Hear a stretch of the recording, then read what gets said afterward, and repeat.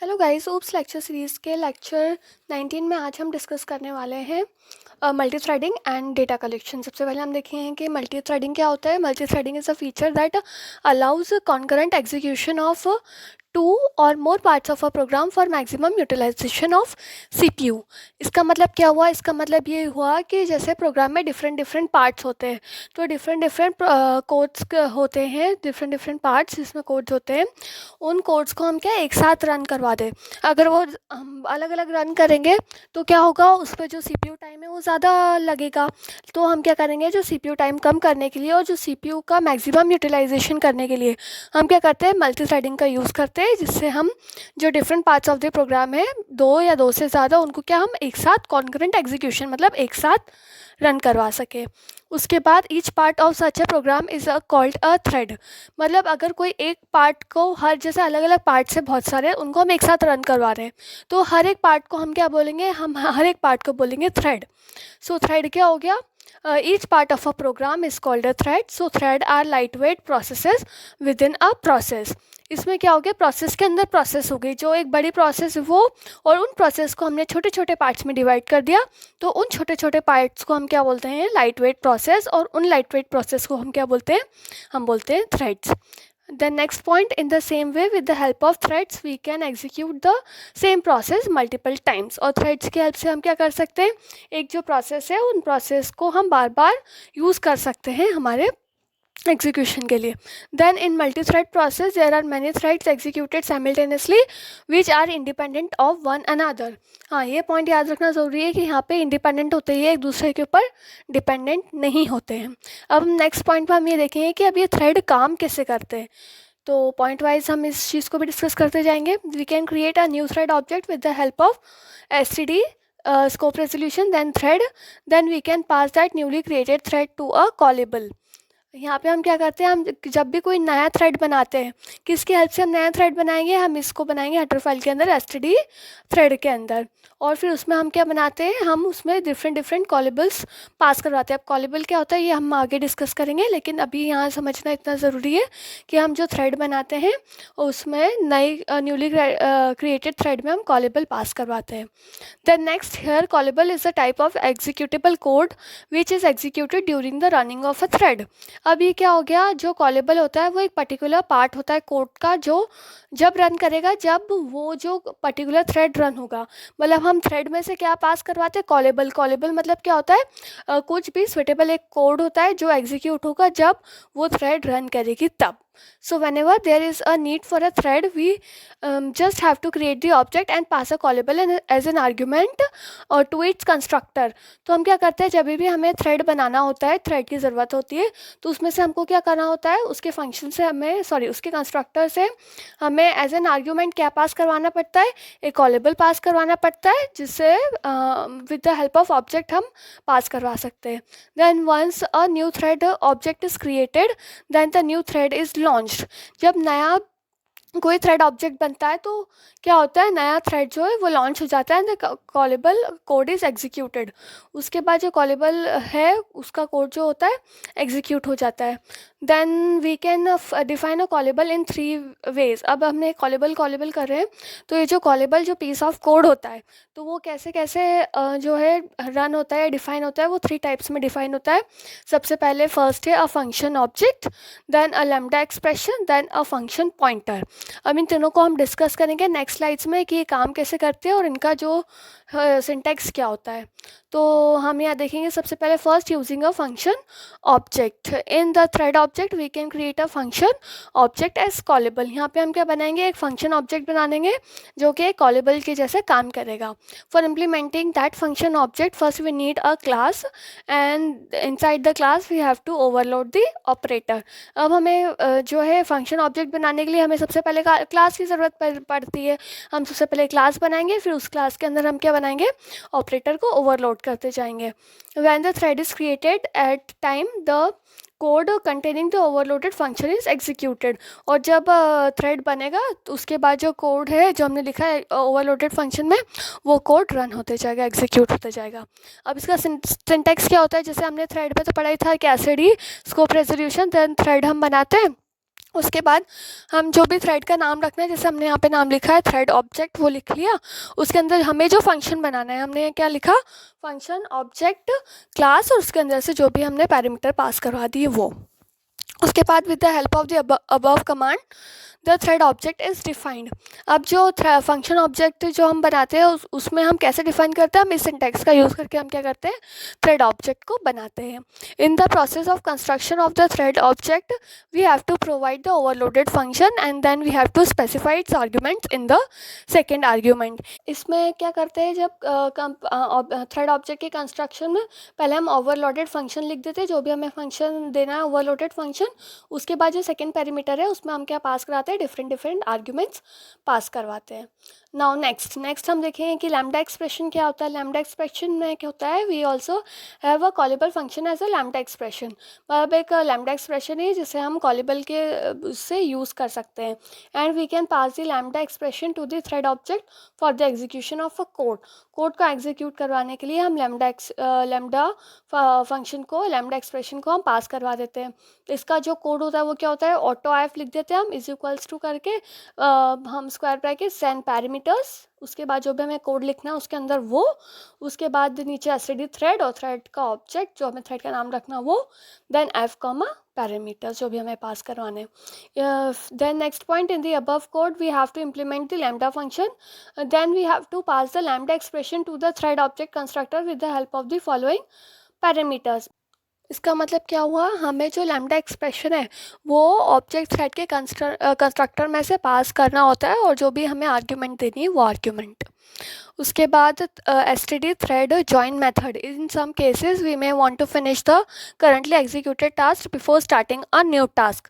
इसमें हम जो एसटीडी मेथड है उसमें हम क्या करते हैं, पहले हम बहुत सारी ऐसी सिचुएशन आती है कि यह हमें क्या करना पड़ता है, पहले जो पहला टास्क है वो कंप्लीट करवाना पड़ता है, उसके बाद जो न्यू टास्क है वो। Then the best example is when we try to open a GUI application, then we open the application, a thread is loaded and the GUI is started. We cannot perform any other action during the loading and initialization is not completed. अब एक के बाद एक task complete करेगा, क्या मतलब, हमने इससे एग्जाम्पल के थ्रू समझा है। अगर हम किसी GUI को ओपन कर रहे हैं तो हमें कोई एप्लीकेशन ओपन करना है, तो हम उस एप्लीकेशन को ओपन करते हैं तो वो लोड होता है, और फिर लोड होने के बाद वो GUI स्टार्ट हो जाता है। Then we can not perform any other action, मतलब अगर वो जब तक लोड हो रहा है और इनिशियलाइजेशन जब तक कुछ वो कंप्लीट नहीं हो जाता, हम कोई और प्रोसेस वहाँ पे नहीं कर सकते हैं। नेक्स्ट हम डिस्कस करेंगे using function pointer. Function pointer का हेल्प करके हम कैसे थ्रेड को करते हैं, कॉलेबल फंक्शन यूज़ करते हैं, देखते हैं। We can define the callable function with the help of the following ways. अब इसका कोड क्या होगा, इसमें हम कोई भी फंक्शन ले लेंगे, वॉइड फंक्शन, उसके अंदर से हमने पास करवा दिए पैरामीटर्स, दैन उसके अंदर हमें जो भी कोड लिखना है वो। Then once we define the function, then we have to create a thread object with the callable function. We can do this by below method. अब हमने फंक्शन तो बना लिया, लेकिन अब हमें क्या करना है, हमें थ्रेड क्रिएट करना है। तो हम थ्रेड कैसे क्रिएट करेंगे, हम एसटीडी थ्रेड लिख देंगे और उसके बाद जो भी फंक्शन का नाम हो, देन फंक्शन कॉल, उसके बाद जो भी पैरामीटर्स हैं वो। We can pass the argument to the function after the function name of the object. यहाँ पे हमने क्या करिए, आर्ग्यूमेंट में पहले फंक्शन का नेम लिख दिया और उसके बाद जो भी आर्ग्यूमेंट्स हमें पास करवाने, जो भी पैरामीटर्स हमें पास करवाने वो। अब जो हमने डिस्कस करे हैं थ्रेड्स और कॉलेबल्स, इसे हम एक प्रोग्राम्स के थ्रू देख लेते हैं कि क्या क्या है। इसमें हमने सबसे पहले क्या करा है, हमने एक फंक्शन बना लिया है, जो कि फंक्शन क्या यूज़ होगा, एज अ कॉलेबल यूज़ होगा। यहाँ पे हमने क्या प्रिंट करवाया है, int i is equals to 0, i<n और i++। इस पर हमने क्या प्रिंट करवाया है, थ्रेड 1 कॉलेबल फंक्शन पॉइंटर, ठीक है। उसके बाद हमने एक क्लास बना ली, ये कॉलेबल ऑब्जेक्ट की क्लास हो गई, जिसमें हमने पब्लिक में एक फंक्शन बनाया है और उसमें हमने कुछ प्रिंट करवा दिया सी आउट में। उसके बाद जो इंट मेन फंक्शन है उसमें हमने क्या, सबसे पहले लैम्डा फंक्शन को एक्सप्रेशन को हमने बनाया है एज अ कॉलेबल, क्योंकि लैम्डा फंक्शन को हमने यहाँ पे क्या करा, डिफाइन करा है। यहाँ पे हमने करा है एफ में हमने कुछ अपने अपन ने देखा था, opening and closing bracket, then उसके बाद इंट एन, उसके अंदर जो हमें कोड लिखना है वो। अब उसके बाद हमें इन सबको क्या करना है, सबको लॉन्च करवाना है सारी थ्रेड्स को। तो हम लॉन्च कैसे करवाएंगे, यहाँ पे हमने क्या करा, थ्रेड हमने नाम दे दिया, देन TH1, TH1 और उसके अंदर हमने पास क्या करवा दिया, फंक्शन नेम क्या पास करवाना था हमें, जो हमने पहले फंक्शन बनाया था, क्या फंक्शन बनाया था हमने, FUNC देन डमी, तो ये फंक्शन हमने बना लिया। उसके बाद हमने पास क्या करवाया, हमने 2 पास करवाया, मतलब जितने नंबर ऑफ टाइम्स इन 10 हमें पास करवाना था, तो हमने यहाँ पे 2 पास करवा दिया। उसके बाद हमने क्या करा, launch the thread using function object as a callable. हमने क्या करा, फंक्शन ऑब्जेक्ट का कोड हमने याद किया था, क्या याद किया था हमने, थ्रेड, जो भी हमें थ्रेड का नाम रखना है वो, और उसके बाद थ्रेड ऑब्जेक्ट, जो ऑब्जेक्ट हमने जो क्लास बनाई है उस क्लास का नाम का कंस्ट्रक्टर बनाना था हमें, तो हमने उस क्लास का कंस्ट्रक्टर बना लिया ये हमने, थ्रेड ओबीजे नाम का। और फिर उसके बाद हमें जो नंबर पास करवाना था वो, उसके बाद जो हमें लैम्डा एक्सप्रेशन जो हमें यहाँ पे कॉल करना है, तो हमने क्या करा, थ्रेड TH3 उसके बाद F,2 यहाँ पे हमने कर दिया F,2, F का पे लैम्डा फंक्शन में हमने बनाया था ऑटो F करके, तो यहाँ पे F,2। फिर उसके बाद हमने क्या करा, wait for thread 1 to finish, पहले हमने क्या करा है, थ्रेड 1 को फिनिश करा है, थ्रेड 2 को फिनिश करा है, फिर थ्रेड 3 को फिनिश करा ज्वाइन की हेल्प से, है ना। तो अब इसका प्रोग्राम रन कैसे हो गई, हमने समझ लिया कि प्रोग्राम कैसे बना है, क्या क्या डिफाइन करा है वो सब। अब ये प्रोग्राम रन कैसे होगा पहले हम ये देखते हैं। तो हम ये स्टार्टिंग में सबसे पहले हमने क्या करा था, थ्रेड 1 को कॉल किया था, तो क्या कॉल होगा, थ्रेड 1 2 बार कॉल होगा, तो क्या कॉल होगा, थ्रेड 1 कॉलेबल फंक्शन पॉइंटर। यहाँ पे हमने फर्स्ट किसको कॉल करा है, हमने फर्स्ट कॉल करा पॉइंटर को, क्योंकि हमने सबसे पहले पॉइंटर बनाया था TH1 में, तो TH1 में सबसे पहले कौन सा फंक्शन कॉल होगा, फंक्शन पॉइंटर कॉल होगा। तो यहाँ पे function pointer thread 1 callable function, और 2 टाइम हमें प्रिंट करवाना था, हमने 2 प्रिंट करवाया था, तो 2 पास करा था हमने पैरामीटर से, तो यहाँ 2 बार थ्रेड 1 कॉलेबल फंक्शन पॉइंटर यहाँ प्रिंट हो गया, ठीक है। उसके बाद हमने क्या करा, T2 dot join wait for T2 to finish. अब T2 में क्या हमने पास करवाया है, T2 थ्रेड में थ्रेड ऑब्जे 2। अब यहाँ पे क्या प्रिंट होगा, थ्रेड 2 जो कॉलेबल है वो उसके बाद function object. Next T3 join में हमने क्या प्रिंट करवाया है, T3F,2, तो यहाँ पे क्या प्रिंट हो जाएगा, T3 कॉलेबल उसके बाद लैम्डा एक्सप्रेशन।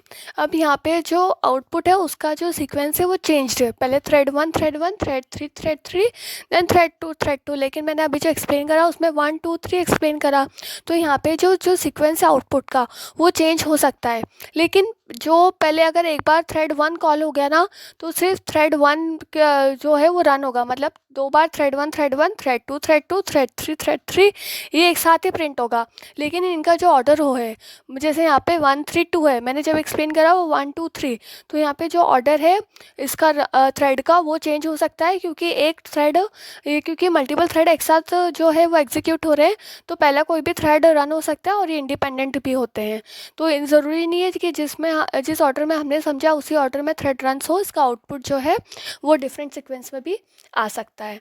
नेक्स्ट जो है डेटा कलेक्शन हम सिंपली कलेक्शन क्या समझते हैं, कलेक्शन से हम ये समझते हैं कि कुछ भी चीज़ हमने संभाल के रखी है, कलेक्ट करके रखी है, स्टोर करके रखी है, तो उसे हम क्या बोलते हैं, कलेक्शन।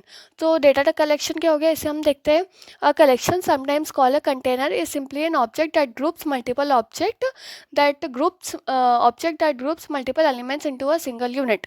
ये क्या करता है, ये एक ऑब्जेक्ट है जो ग्रुप करता है मल्टीपल ऑब्जेक्ट्स को, जो मल्टीपल एलिमेंट्स को एक ही यूनिट में रखता है। तो हो गया कलेक्शन, मतलब डिफरेंट ऑब्जेक्ट्स है उसका कलेक्शन हो गया अपने पास, अलग अलग एलिमेंट्स का कलेक्शन हो गया, जो ग्रुप बन गया उसे हम सिंगल यूनिट को हम बोलेंगे, वो एक टाइप का कलेक्शन हो गया। उसके बाद कलेक्शन हम क्यों करते हैं, collection are use to store, retrieve, manipulate and communicate aggregate data. हमने डेटा को कलेक्ट इसलिए करा है क्योंकि हम उससे स्टोर कर पाए, अगर हमें उसकी कभी ज़रूरत है तो उसको रिट्रीव कर पाए, अगर उसमें कुछ चेंजेस हमें करने हैं अकॉर्डिंग टू द टाइम तो हम उसको मैनिपुलेट कर पाए, और हमें अगर कोई ज़रूरत है तो अब इसे कम्युनिकेट एग्रीगेट डेटा, मतलब एग्रीगेट डेटा जो हमने डेटा कलेक्ट करना है उसके बीच में अगर कोई कम्युनिकेशन करवानी, कम्युनिकेशन का मतलब क्या हो गया, जो डेटा एक दूसरे से रिलेटेड है तो वो उन डेटा को हम कनेक्ट करके भी रख सकते हैं। उसके बाद they typically represent data items that forms a natural group such as a poker hand. अब क्या क्या हो सकता है कलेक्शन में, डेटा कलेक्शन में, जैसे हमने पहले देखा पोकर हैंड मतलब जिसमें क्या होता है, एक कलेक्शन ऑफ कार्ड्स का कलेक्शन होता है पोकर हैंड में। मेल फोल्डर में क्या कलेक्शन होता है, बहुत सारे लेटर्स का कलेक्शन होता है। टेलीफोन डायरी में क्या होता है, टेलीफोन डायरी में होता है नेम्स और फ़ोन नंबर्स। लेकिन यहाँ पे हमें डेटा कम्युनिकेशन की ज़रूरत है, क्योंकि हम क्या करते हैं, एक मैपिंग का यूज़ करते हैं, mapping from name to phone numbers. क्योंकि फ़ोन नंबर्स अगर हमने अकेले सेव कर लिया उसका भी कोई सेंस नहीं है, तो हम क्या करते हैं, नेम के साथ उन फ़ोन नंबर्स को हम क्या कर सकते हैं, मैपिंग करते साथ हैं। इसे हम एक एग्जाम्पल के थ्रू देखते हैं। यहाँ पे ऑब्जेक्ट ए है, ऑब्जेक्ट बी है, इन दोनों को हमें कम्युनिकेशन करवाना है। दोनों का कुछ कुछ डेटा है, कुछ कुछ फंक्शंस है।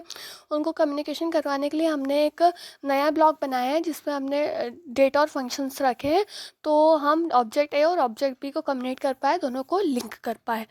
So it's all about multi threading and data collection. Hopes you like the video. Please do subscribe, share and like the video. Thank you.